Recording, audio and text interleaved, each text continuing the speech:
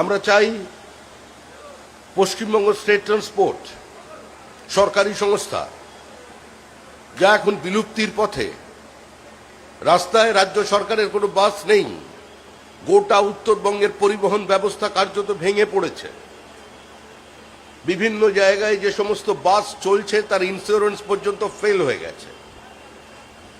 আজকে উত্তরবঙ্গের বিভিন্ন বাস ডিপোর মধ্যে জঙ্গল আছে, যেখানে উত্তরবঙ্গের স্টেট বাসগুলো দাঁড়িয়ে আছে। উত্তরবঙ্গের মানুষের একটা বড় প্রাপ্তি ছিল শিক্ষিত যুবক তরুণ তরুণীদের কাছে সরকারি পরিবহন ব্যবস্থা। খুব অল্প দিনের মধ্যে সরকার এসেছে, এখনো 2 মাস সম্পূর্ণ করতে পারেনি। আমরা মানুষের কাছে 1 বছরের সময় চেয়েছি যে আমরা আধুনিকতার স্পর্শ দেব, গতির স্পর্শ দেব। আমরা প্রাইভেট পার্টিকে লেভেল প্লেইং ফিল্ড দেব, আমরা SEZ দেব। সরকার ব্যবসা করবে না। সরকারের কাজ বাল্ব তৈরি করা নয়, সাইকেল কারখানা তৈরি করা নয়। সরকারের কাজ একটি বিশেষ কোম্পানি থেকে সাইকেল কেনা নয়। সরকারের কাজ ডিলারদের থেকে সাইকেল নেওয়া, যারা এখানে বিভিন্ন সময় তাদের ট্রেডের কারণে তারা ট্যাক্স দেন। সরকার চাপিয়ে দিতে চাইছে না।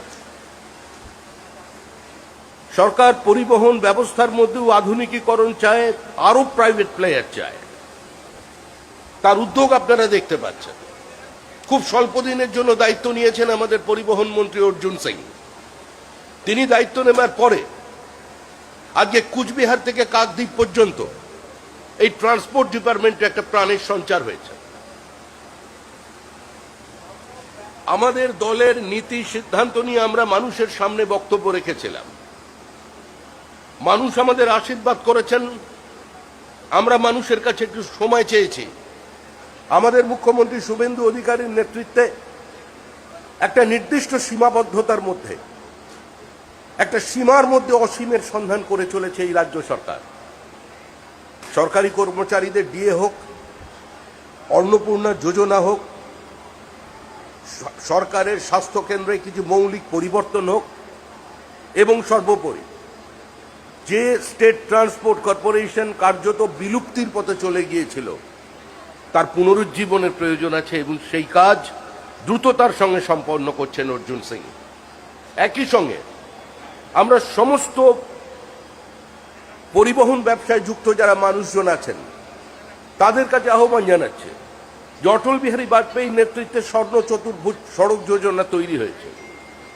পৃথিবীর জনপ্রিয়তম রাজনৈতিক ব্যক্তিত্ব, ভারতের প্রধানমন্ত্রী, যিনি বিপরীত অর্থনৈতিক অবস্থার মধ্যেও ভারতের জিডিপিকে সর্বোচ্চ জায়গায় ধরে রাখতে পেরেছেন। 80 কোটি মানুষকে কোভিডের পর আজ পর্যন্ত বিনামূল্যে রেশন দিচ্ছেন।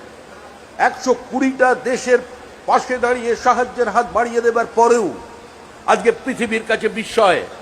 ভারতীয় অর্থ ব্যবস্থার গতি আজকে ঊর্ধ্বমুখী। একমাত্র আশার কিরণ ভারতবর্ষ। আর সেই গতির সঙ্গে তাল মেলাতে এবার আর ভারতবর্ষের পার্শ্ববর্তী রাজ্যগুলো আসাম, ত্রিপুরা, বিহার, ওড়িশা, আজকে তাদের পরিকাঠামোগত উন্নয়ন হয়েছে। আসামের দিকে তাকান, আর আজকে পশ্চিমবঙ্গ কোন জায়গা থেকে আমরা নিয়েছি।